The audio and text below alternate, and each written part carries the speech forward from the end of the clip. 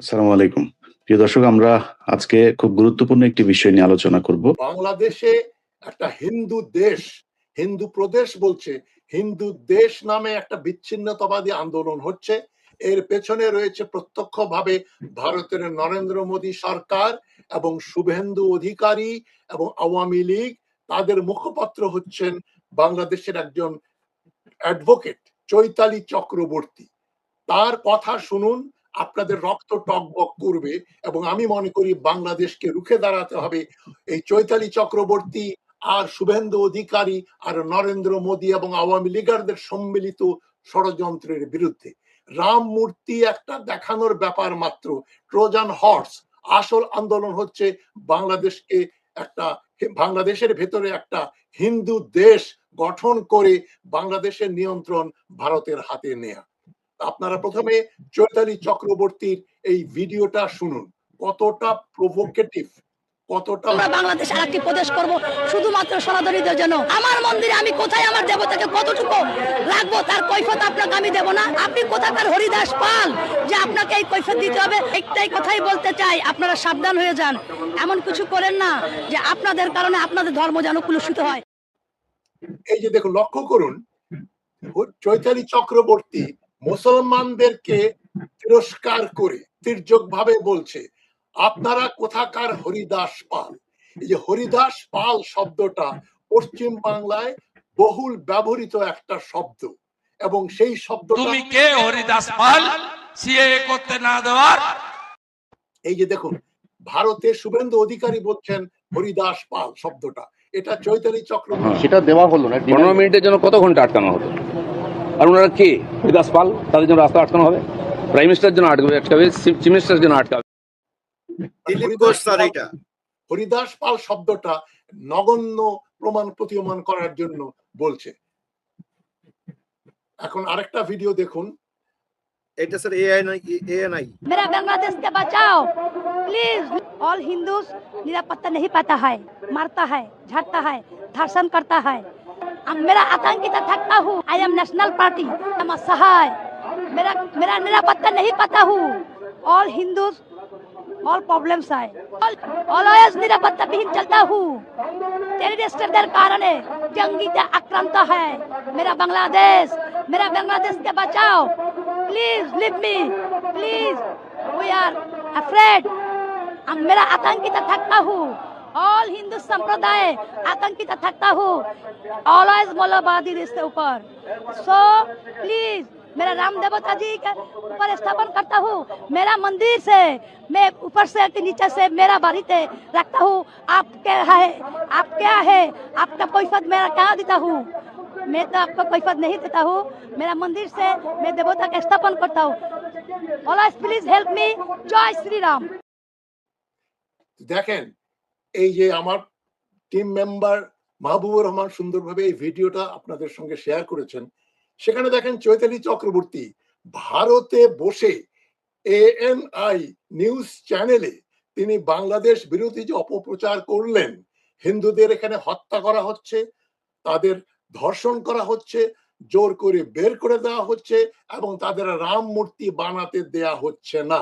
এটা যদি বাংলাদেশ বিরোধী প্রত্যক্ষ উস্কানি না হয়, এটা যদি বাংলাদেশ বিরোধী বক্তব্য না হয়, তাহলে কোনটা বাংলাদেশ বিরোধী বক্তব্য আপনারাই বলেন। এখন ভারতপন্থীরা দেখেন চারিদিক দিয়ে আমাদের ঘিরে রেখেছে। আমি বারবার যে জিনিসের দিকে আঙ্গুলি নির্দেশ করে বলছি, ভারতীয় দালালদের চরিত্র আমাদের বুঝতে হবে। আপাত দৃষ্টিতে ভারতের বিরুদ্ধে কথা বলা মানেই কিন্তু বাংলাদেশের পক্ষে বা ভারতের বিরুদ্ধে কথা বলা নয়। আমরা প্রত্যক্ষ করেছি 2024 সালে ভারতীয় পণ্য বর্জন। এটা শেখ হাসিনাকে বাঁচানোর একটা আপ্রাণ চেষ্টা। এখন দেখেন একই ধরনের বয়ান দিচ্ছেন কিছু বাংলাদেশি, যারা বাংলাদেশিদের সম্মোহিত করে ফেলেছেন কোটি কোটি মানুষকে। তারা বলছেন ভারত নাকি উত্তরবঙ্গ রংপুর বিভাগ বাংলাদেশ থেকে ছিনিয়ে নেবে, আলাদা করে ভারতের চিকেন নেককে চড়া করবে যাতে চীনের বিরুদ্ধে যুদ্ধ করা যায়। ভারত পরাক্রমশালী, অতি শক্তিশালী, এই বক্তব্য উঠে আসছে দ্বিতীয় শ্রেণীর ভারতীয় দালালদের কাছে। তারা বারবার এই কথাটাই বলছেন, যেটা ভারতের বিভিন্ন বুদ্ধিজীবী, অ্যাক্টিভিস্ট, ইউটিউবার, রাজনৈতিক কর্মী, রাজনৈতিক নেতারা বলছেন বাংলাদেশকে খণ্ডিত করে ফেলতে হবে, রংপুর বিভাগ আলাদা করে ফেলতে হবে। এই যে বাংলাদেশ দুর্বল। স্যার এই চৈতালি কিন্তু এই চৈতালি কিন্তু আওয়ামী লীগের সাথে সম্পৃক্ত স্যার। এই যে দেখেন স্যার, একটা এই ভিডিওটা দেখেন স্যার। শেখ হাসিনা আসবে, বাংলাদেশ আসবে, জনগণ 2-3 কোটিরও বেশি মানুষ এই বাংলাদেশে আসবে, এয়ারপোর্টে আপনারা মিলিয়ে নিন। জনতি শেখ হাসিনাকে শুভেন্দু দাদাই কিন্তু বলেছিলেন যে উনি ফিরিয়ে আনবেন এবং প্রধানমন্ত্রী হিসাবে। তাই এইটা কিন্তু আবারও পুনরায় এই বক্তব্যটা বাংলাদেশের প্রতিটা আনাচে কানাচে মানুষ আবার সেই ফেসবুকে ভাইরাল করার চেষ্টা করছে এবং ভাইরাল হচ্ছে। আমিও আশাবাদী এবং আমার বিশ্বাস ওনারা আমাদের জন্য কিছু একটা করবেন। এই যে দেখো, দুটো মিলিয়ে আমি বলছি, এএনআই তে বক্তব্য দিচ্ছেন চৈতালি চক্রবর্তী, বাংলাদেশে হিন্দুদেরকে মেরে ফেলা হচ্ছে, ধর্ষণ করা হচ্ছে, লুটপাট করা হচ্ছে। আর শেখ হাসিনা আসবেন, শুভেন্দু অধিকারী বলেছেন যে শেখ হাসিনা আবার প্রধানমন্ত্রী হবেন এবং তার সঙ্গে যোগ দিচ্ছেন তারা মূর্তি নির্মাণ হবে এবং বাংলাদেশে হিন্দুদের জন্য আলাদা প্রদেশ করতে হবে। আপনারা চৈতালি চক্রবর্তীর বক্তব্যে দেখেন, স্পষ্টভাবে তিনি বলেছেন বিদেশিদের সাহায্য নিয়ে বাংলাদেশে একটা হিন্দু অধিষ্ঠিত প্রদেশ বানানো হবে, যেটা যে স্বাধীন বঙ্গভূমি নামে একটা আন্দোলন শুরু হয়েছিল পশ্চিমবঙ্গে, যার রেশ ধরে এই কথাগুলো বলা হচ্ছে যে বাংলাদেশের খুলনা, যশোর, ফরিদপুর, গোপালগঞ্জ এবং ঢাকার একটা অংশ, বরিশাল, পটুয়াখালী বিরাট অংশ নিয়ে একটা স্বাধীন বঙ্গভূমি করতে হবে। যে হিন্দুরা বাংলাদেশ থেকে, পূর্ব পাকিস্তান থেকে ভারতে চলে গিয়েছিল, তাদেরকে পুনর্বাসিত করে একটা ভারতপন্থী, ভারতের অংশ হিসাবে একটা আলাদা দেশ গঠন করা হবে। চৈতালি চক্রবর্তী একটু চালাক, তিনি স্বাধীন বঙ্গভূমি বা স্বাধীন হিন্দু দেশ না বলে বলছেন একটা প্রদেশ করতে হবে স্বাধীন, এবং বিদেশিদের সাহায্যে। কোন বিদেশি বাংলাদেশি হিন্দুদের জন্য একটা প্রদেশ বানাতে সাহায্য করবে? ভারত ছাড়া আর কেউ নয়।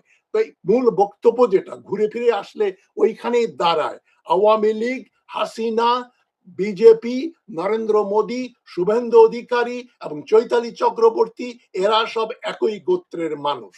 এদের আদর্শ একটাই, বাংলাদেশকে ভারতের একটা কলোনি বানিয়ে রাখো। এরা কিন্তু কেউ বাংলাদেশ ভারত দখল করে নেবে এই তত্ত্বে বিশ্বাস করে না। কেন, বাংলাদেশ দখল করলে 17 কোটি মুসলমান ভারতীয় নাগরিক হয়ে যাবে।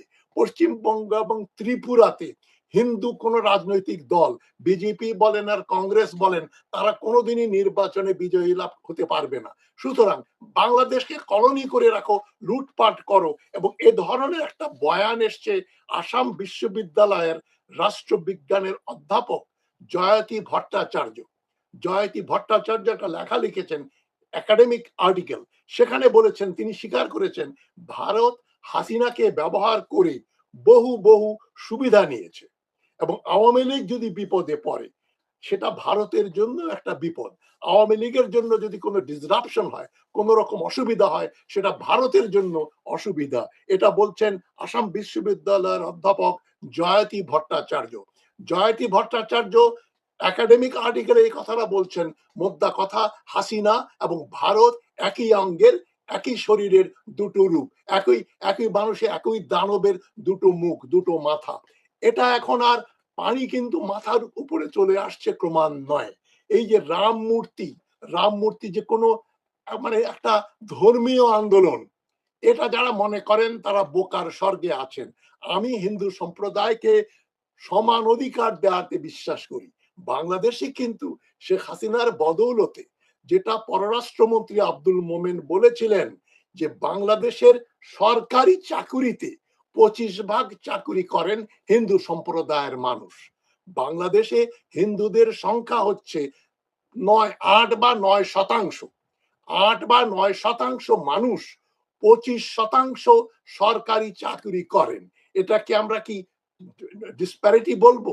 তাদের বিরুদ্ধে কোন রকম বাংলাদেশ সরকার কোন রকম সাম্প্রদায়িক মনোভাব পোষণ করে তাদেরকে বঞ্চিত করছে, এই ধরনের কোন চিত্র ফুটে ওঠে? নিশ্চয়ই না। বাংলাদেশের হিন্দু সম্প্রদায় বাংলাদেশি মুসলমানদের চেয়ে ভালো, ভালো বরং খারাপ নেই, তারা অনেক ভালো আছেন। তারা তাদের চাকুরিতে, তাদের যে সংখ্যক চাকুরি পাওয়ার কথা ছিল ৮ বা ৯ ভাগ, তারা ভোগ করছেন ২৫ ভাগ সরকারি চাকুরি।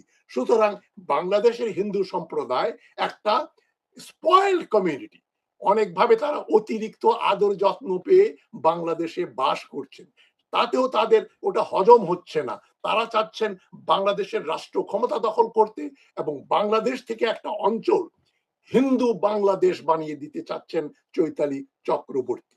এই যে এখানে স্যার আপনাকে স্যার আমার একটা প্রশ্ন স্যার আছে স্যার এখানে, এই যে একটা ব্যানার, নতুন একটা আননোন ব্যানার, যেটা হচ্ছে ঐক্যবদ্ধ সনাতনী সমাজ, এই ব্যানারের ইয়েতে হচ্ছে কি এই যে চৈতালি এরা হচ্ছে কি এটাকে কাজ করতেছে, এই ধরনের এই যে অপরিচিত ভুইফোর একটা ব্যানার তৈরি করে, মানে এইটার বিশেষ একটা উদ্দেশ্য নিয়ে সম্ভবত আরএসএস এই কাজগুলো করে স্যার। এই ব্যাপারে স্যার আপনি একটু যদি দর্শকদেরকে যদি নিশ্চয়ই, এই যে ভুইফোর একটা সংগঠন, যে সংগঠন রেজিস্টার্ড না, যে সংগঠনের নাম মানুষ জানে না, সেই ধরনের একটা সংগঠন, কি নাম বললে সংগঠনটার কি নাম? এটা হচ্ছে সনাতন ঐক্যবদ্ধ সনাতন সমাজ, সনাতনী সমাজ। ঐক্যবদ্ধ সনাতনী সনাতনী সমাজ এই নামে কোনো, আপনার হিন্দু বৌদ্ধ ঐক্য পরিষদ আমরা চিনি স্যার বাংলাদেশের, হ্যাঁ, কিংবা এই যে বিভিন্ন পূজা উদযাপন কমিটি এগুলো চিনি আমরা, কিন্তু এইটা তো এই ব্যানার তো এর আগে আমরা দেখি নাই। তার মানে নতুন নামে যাতে তাদের বিরুদ্ধে কোনো মামলা করা না যায়, তারা যেন বলে আমরা তো জানি না, এই ধরনের সংগঠনের কথা শুনি নাই। দরকার হলে তারা বলবে চৈতালি চক্রবর্তীকে তো আমরা চিনি না, তিনি আমাদের কেউ নন। ঘুরে ফিরে ব্যাপারটা হচ্ছে বাংলাদেশের সার্বভৌমত্বের বিরুদ্ধে, স্বাধীনতার বিরুদ্ধে একটা চক্রান্ত না শুধু, ষড়যন্ত্র না শুধু, একটা পরিকল্পনা, ব্লুপ্রিন্ট তৈরি হয়ে গেছে। এই যে পলাশবাড়ি, গাইবান্ধার পলাশবাড়ির হরিদাস চন্দ্র তরণী দাস, যেখানে হিন্দুদের সংখ্যা শতকরা ৬ ভাগের মতো, সেইখানে হঠাৎ করে ২৮ কোটি না ৪০ কোটি টাকা খরচ করে একটা বিরাট মন্দির বানাচ্ছেন, ১৪০টা মূর্তি বানাচ্ছেন, যেগুলো মন্দিরের দিকে মুখ করা। তবে সবচেয়ে বড় মূর্তিটা প্রায় ৩০ ফুট উঁচা রামের মূর্তি বানাচ্ছেন, যার মুখ থাকবে বাইরের দিকে। এই পরিকল্পনার সঙ্গে হিন্দু ধর্মের কোনো সম্পর্ক নেই।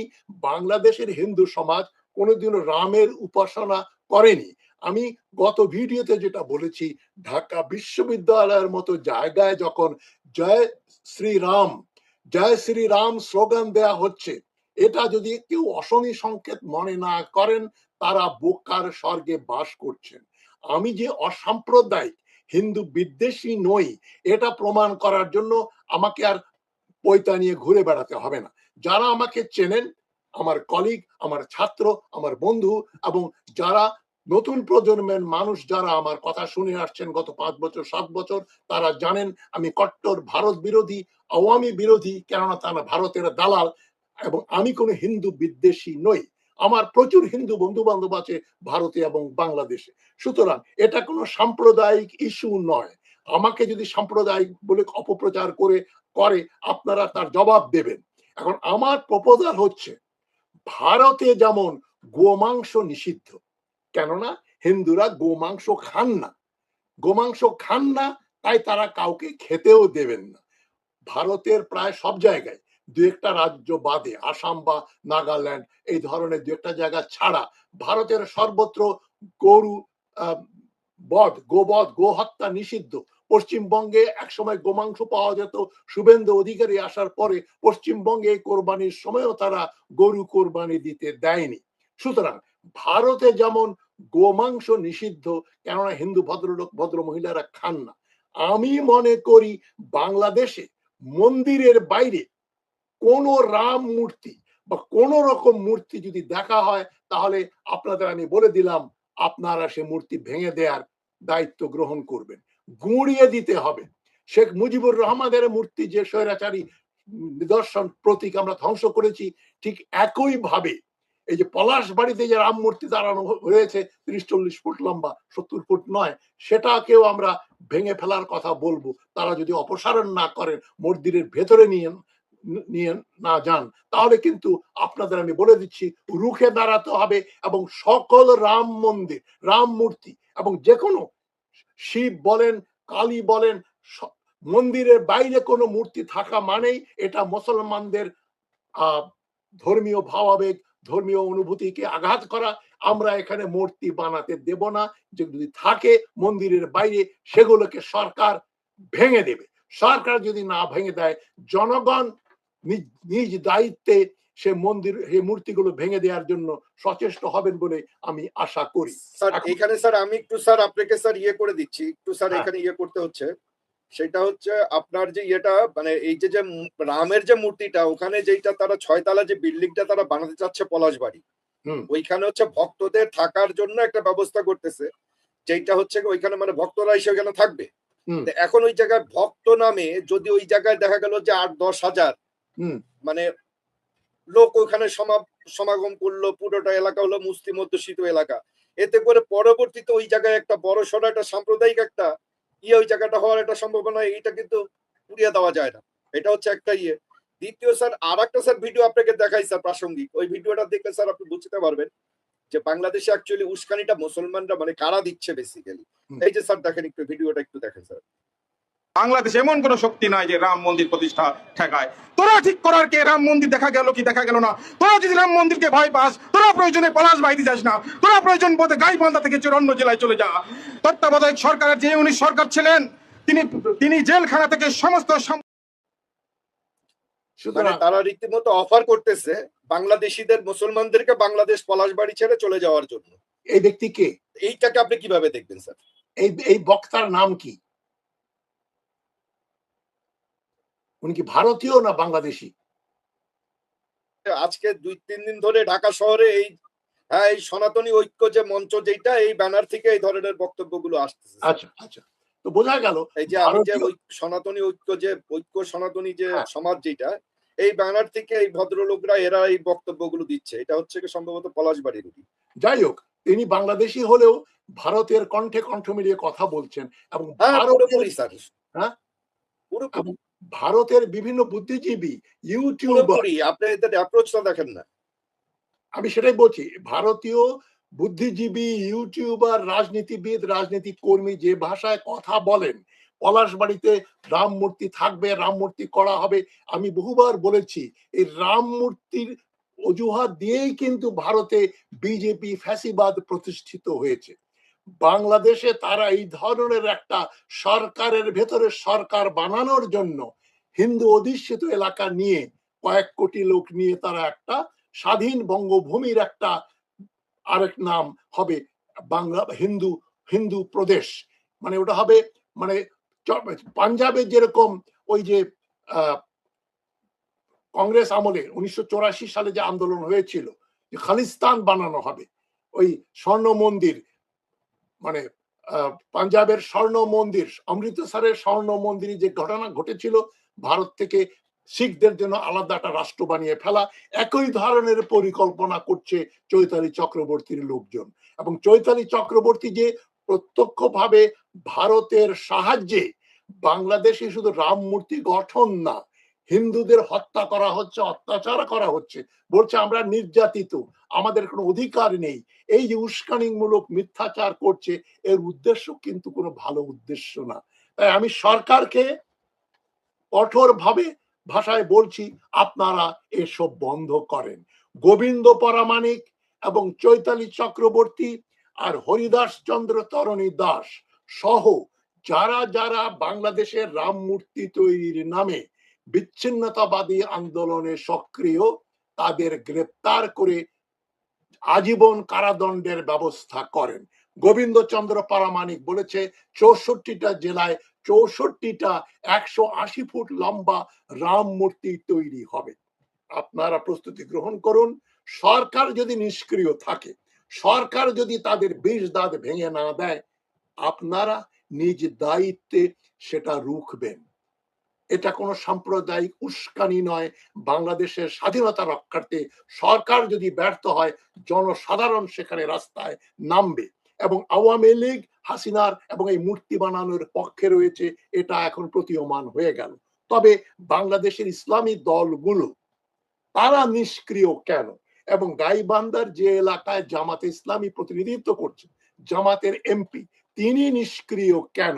আমি আশা করব জামাতে ইসলামে যদি সত্যি একটা ইসলামী দল হয় এবং বাংলাদেশপন্থী দল হয়, যেটা অনেকেই বলছেন তাদের সঙ্গে মার্কিন যুক্তরাষ্ট্র এবং নরেন্দ্র মোদীর সখ্যতা রয়েছে, এটা যে মিথ্যা।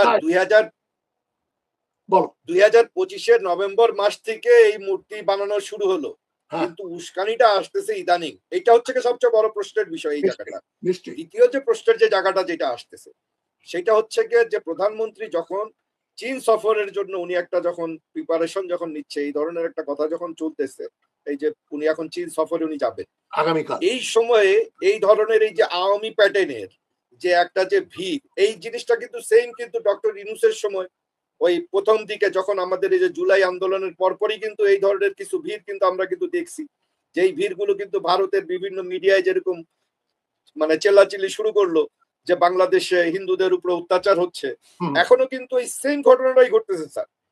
এইটার পেছনে স্যার মূল কারণটা কি স্যার? এটা কি হতে পারে, আপনি কি মনে করেন? এটা তো কারণ বলা এত পরিষ্কার। যেমন ইউনূস সরকার যখন গঠিত হলো, সঙ্গে সঙ্গে ভারতীয় মিডিয়াতে সরকারি প্রচার যন্ত্রে প্রচার শুরু হয়ে গেল যে এই 5ই আগস্ট 2024 সালের পরে হিন্দুদের মন্দির ভাঙা হচ্ছে, হিন্দুদের উপর আক্রমণ হচ্ছে, হিন্দুরা আক্রান্ত, কেননা হাসিনা ক্ষমতায় নেই। এই অপপ্রচার এত প্রকটভাবে তারা করেছিল, এবং এই অপপ্রচার যে কত মিথ্যা প্রচার, যে জন্য বাংলাদেশের এমনকি ওই যে ডেইলি স্টারের সম্পাদক মাহফুজ আনাম পর্যন্ত ইন্ডিয়ান মিডিয়াতে বক্তব্য দিতে গিয়ে বলেছেন এই ধরনের কোন হিন্দু নির্যাতন বাংলাদেশে ঘটছে না। বাংলাদেশের জাফর সোবহান আরেকজন সাংবাদিক, ঢাকা ট্রিবিউনের তিনি সম্পাদক ছিলেন, তিনিও ইন্ডিয়ান মিডিয়াতে ইন্টারভিউ দিয়ে বলেছেন ইউনূস সরকারের উত্থান আগমনের ফলে বাংলাদেশে হিন্দুদের কোনো অনিরাপত্তা হয়নি।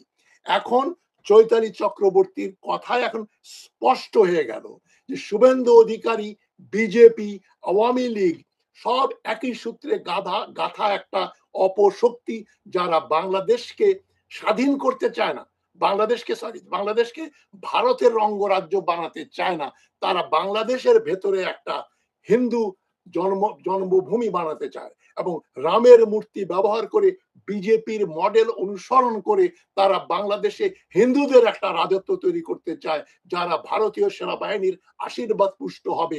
সেখানে তারা একটা রাষ্ট্রের ভিতর রাষ্ট্র বানিয়ে বাংলাদেশকে অকার্যকর করে দেবে। এখানে ট্রানজিট নেবে, হাসিনার আমলে যা হয়েছে তার চাইতে বেশি বেশি ভাবে ভারতীয়রা বাংলাদেশকে সুবিধা বোধ করবে। যেটা আমি বললাম যে এক অধ্যাপক বলেই ফেলেছেন যে আওয়ামী লীগের সময় ভারত যে সুবিধাগুলো পেত, আওয়ামী লীগ ক্ষমতা না থাকলে ভারত সেই অতিরিক্ত সুবিধা পাবে না বাংলাদেশ থেকে। আপনারা কি চান বাংলাদেশের ভেতরে ভারত সুবিধা গ্রহণ করুক? আমরা কি ভারতের কলোনি? আমরা কি ভারতের উপর নির্ভরশীল? আমি মনে করি তারেক রহমান সরকারের উচিত হবে ভারত সরকারের সঙ্গে দরকার হলে সকল কূটনৈতিক সম্পর্ক ছিন্ন করে বাংলাদেশকে এখন তাদের যারা বন্ধু, বাংলাদেশের বন্ধু, বিশেষ করে চীন, পাকিস্তান এবং সমমনা দেশগুলোর সঙ্গে বন্ধুত্ব বৃদ্ধি করা এবং চীনকে অবিলম্বে এই যে তিস্তা পরিকল্পনায় অংশগ্রহণের জন্য আমন্ত্রণ জানানো উচিত। চীনের সহায়তা ছাড়া বাংলাদেশ যুদ্ধ করতে পারবে, ভারত দখল করতে পারবে না। তবে ভারত এখানে যে ব্যবস্থা করবে, যে অবস্থা সৃষ্টি করবে, ভারতীয় দালালদের বক্তব্যই সেটা কিন্তু প্রতীয়মান। চৈতালি চক্রবর্তী হচ্ছে ডাইরেক্ট এজেন্ট, সে বলছে এখানে একটা দেশ বানিয়ে ফেলো হিন্দুদের জন্য। ইনডাইরেক্টলি বাংলাদেশি কিছু অ্যাক্টিভিস্ট, কিছু ইউটিউবার একটা জুজু তুলেছেন ভারত মহাশক্তিশালী, ভারত কিন্তু রংপুর বিভাগ আলাদা করে ফেলবে, এই জন্য মূর্তি বানানো হচ্ছে। মানে তারা দেখাতে যাচ্ছে বাংলাদেশ দুর্বল, অসহায়, ভারতে যা বলে তাই শুনতে হবে। ভারত, আমি আবার বলছি, একজন মিলিটারি স্ট্র্যাটেজিক অ্যানালিস্ট হিসাবে বলছি, একজন ইতিহাসবিদ হিসাবে বলছি, ভারত একটা অতি দুর্বল তৃতীয় বিশ্বের একটা দেশ, যাদের লোকজন এখনো রাস্তাঘাটে পেশাব পায়খানা করে, যাদের লোকদের দেখলে মনে হবে, চেহারা দেখলে মনে হবে অনাহার ক্লিষ্ট, 3 দিন কিছু খায়নি, তারা বাংলাদেশের সঙ্গে যুদ্ধ করে এই 10 ডিভিশন সৈন্যকে পরাভূত করতে তাদের 20 ডিভিশন সৈন্য মোতায়েন করতে হবে। তাদের এই ভাঙাচোরা বিমান বাহিনী দিয়ে তারা বাংলাদেশের সঙ্গে লড়তে পারবে না। যারাই বলে বাংলাদেশকে ভারত দখল করে নেবে, আপনারা ধরেই রাখবেন সেই ব্যক্তি হচ্ছে ভারতের দালাল। এরা হচ্ছে মুখোশধারী দালাল। আর চৈতালি চক্রবর্তী মুখোশ টুকোশ খুলে দিয়ে খুল্লাম খুল্লা এখন ভারতের দালালি করছে। তার সাহস বৃদ্ধি পেয়েছে, যেহেতু সে ANI তে গিয়ে ইন্টারভিউ দিচ্ছে যে বাংলাদেশের হিন্দুদের রক্ষা করো, ভারত সাহায্য করো, ভারতের সাহায্যে আমরা এখানে একটা হিন্দু প্রদেশ তৈরি করব। এই ধরনের বিচ্ছিন্নবাদীদের শাস্তি হচ্ছে মৃত্যুদণ্ড। সেইখানে আমি লিস্টের ভিতরে গোবিন্দ পারামানিক, চৈতালি চক্রবর্তী এবং হরিদাস চন্দ্র তরণী দাসের নাম, 3টা নাম আমি মনে করি প্রথমে তাদের গ্রেপ্তার করে আজীবন কারাদণ্ড অথবা মৃত্যুদণ্ডের ব্যবস্থা করা উচিত। এবং বাংলাদেশ সরকারের উচিত ভারতের সঙ্গে সম্পর্ক বন্ধ করে দেয়া, তাদেরকে হুমকি দেয়া। যে জন্য দেখেন এই যে মন্দিরের উদ্বোধন করছেন ভারতীয় ডেপুটি হাই কমিশনার। সুতরাং তাদের ভিতরে রাগ ঢাক নেই, তারা এখন খুল্লাম খুল্লা ভারতের একটা কলোনি বানাতে একেবারে উঠে পড়ে লেগেছে। হাসিনাকে আনবে, মূর্তি বানাবে, ভারতীয় হিন্দুদের জন্য হিন্দু দেশ বানাবে।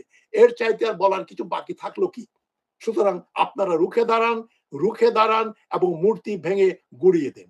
মন্দিরের বাইরে কোন হিন্দু দেব দেবীর মূর্তি যদি ওঠে আপনারা গুড়িয়ে দেবেন। আমি কোন সাম্প্রদায়িক এখানে আমার একটা প্রশ্ন আছে, সেটা হচ্ছে গিয়ে এই যে ভারত বিরোধিতা যেটা করা যেটা হচ্ছে, দেখেন ভারত বিরোধিতা করতে করতে কিন্তু অলরেডি আমরা পশ্চিমবঙ্গে কিন্তু বিজেপির কিন্তু সরকার কিন্তু বাংলাদেশ কিন্তু প্রতিষ্ঠা করলো। বিজেপি যে আজকে পশ্চিমবঙ্গে যে সরকারটা তৈরি করছে এটার পেছনে কিন্তু মূল ইয়েটা হচ্ছে বাংলাদেশ।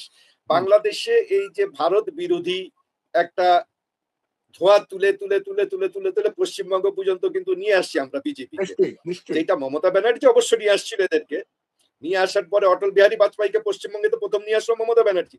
আজকে সেই মমতা ব্যানার্জিকেই কবর দিচ্ছে এখন রীতিমতো সেই বিজেপি।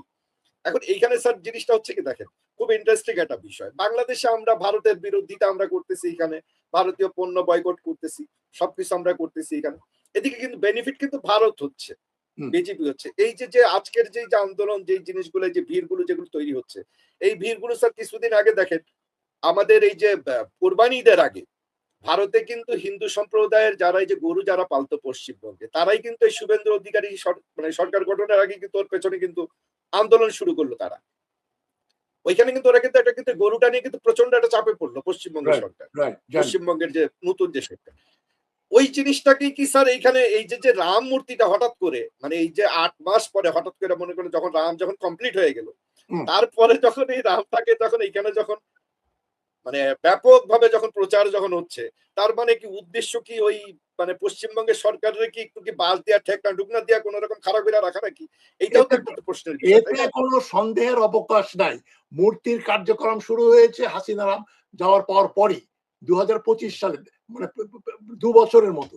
এই 2 বছর যা ইউটিউবাররা বলছেন ভারত এটা করছে, ভারত কেটে নিয়ে যাবে, তারা কেন মূর্তি তৈরির প্রথম পরিকল্পনার দিনই তারা রাস্তায় নামলেন না, ইউটিউব খুলে তারা আন্দোলন করলেন না? এবং জামাত ইসলামী আমার সন্দেহের ঊর্ধ্বে নয়, তারা কেন এই ব্যাপারে রাস্তায় নামলেন না? ওইখানকার এমপি কোনো কথা বললেন না? জামাত ইসলামী কিন্তু কিছুদিন আগে বলেছিল আমরা ভারতের সঙ্গেও ভালো সম্পর্ক চাই। যেমন বিএনপির ভিতরে কিছু লোক মনে করে আওয়ামী লীগ স্বাধীনতার দল, তাদের সঙ্গে তাদেরকে বেআইনি ঘোষণা করা যাবে না। এই ধরনের একটা soft on Awami League, soft on India, এটা বিএনপির ভিতরেও আছে, জামাতের ভিতরেও আছে। এদেরকে চিহ্নিত করতে হবে। এবং যারা এজেন্ট প্রভোকেটিয়ার, তুমি একটা কথা খুব সুন্দর বলেছো, এই যে ভারতীয় পণ্য বর্জন আন্দোলন, এটা কিন্তু ভারতীয় হিন্দুত্ববাদকে আশকারা দেওয়া যে দেখো ভারতে ভারত বিরোধী বয়কট আন্দোলন হচ্ছে। আমি যখন ওর প্রতিবাদ করলাম তখন এরা কিন্তু আমাকে ভারতপন্থী বলে প্রমাণ করার জন্য they left no stone unturned। প্রতিটা ইটে তারা যেটা দিয়ে আমাকে বানানো যায়, আমার মূর্তি বানানো যায় ভারতপন্থী হিসাবে, সে অপচেষ্টা তারা করেছে। যারা আমাকে চেনেন জানেন মানে গত 50 বছর 60 বছর যাবৎ জানেন, তারা জানেন আমি কি ধরনের প্রকট ভারত ও আওয়ামী বিরোধী। যারা এখন আওয়ামী ভারত বিরোধিতার কথা বলেন তারা কিন্তু সব শাহবাগ আন্দোলনের নেতা। ফাঁসি ফাঁসি ফাঁসি চাই, সেটা কিন্তু ভারতের উস্কানি দেওয়া বাংলাদেশে একটা আন্দোলন, এবং সেটা জামাত ইসলামীকে ফাঁসি দেওয়া মানে বাংলাদেশ থেকে যেন ভারত বিরোধী কোনো দল না থাকে। জামাত ইসলামের যারা ভারত বিরোধী ছিলেন তাদেরকে ফাঁসি কাস্টে ঝুলিয়েছে হাসিনা, এবং হাসিনার সঙ্গে মিলে যারা শাহবাগ আন্দোলন করেছে তারাই দেখি হঠাৎ করে ভারতীয় পণ্য বর্জন করো, ভারতীয়রা এখানে কেটে ফেলবে, ভারত বাংলাদেশকে নিয়ে নেবে, তার মানে বাংলাদেশ দুর্বল। এই তত্ত্ব যে প্রকাশ করবে, প্রচার করবে, আমি আবার বলছি, যেই বলবে ভারত এত শক্তিধর, ভারত বাংলাদেশকে দখল করে নিতে পারে, আপনি ধরে নেবেন সে হচ্ছে ভারতের কট্টর সুপ্ত দালাল। বাংলাদেশকে ভারত জীবনেও, ইরানকে যেমন ইসরায়েল এবং আমেরিকা পরাভূত করতে পারে নাই, তদ্রূপ বাংলাদেশকে, 18 কোটির এই দেশকে, এই বানিয়া ভারত, এই যে বানিয়া ভারতের সৈন্যগুলো দেখেন একটার চেয়ে একটা অভুক্ত দেখলে মনে হয়। আপনি ভারতে, আমি সর্বত্র গেছি, কলকাতা, বিহার, ইউপি গেলেই দেখবেন অনাহার ক্লিষ্ট, মানে মনে হবে 3 দিন কিছু খায় নাই। তারা আমাদেরকে যুদ্ধ করে, আমাদের সঙ্গে যুদ্ধ করে এই বাঙালি মুসলমান বাঙালিকে ব্রিটিশরা বলেছে সবচাইতে hardy, brave and manly race.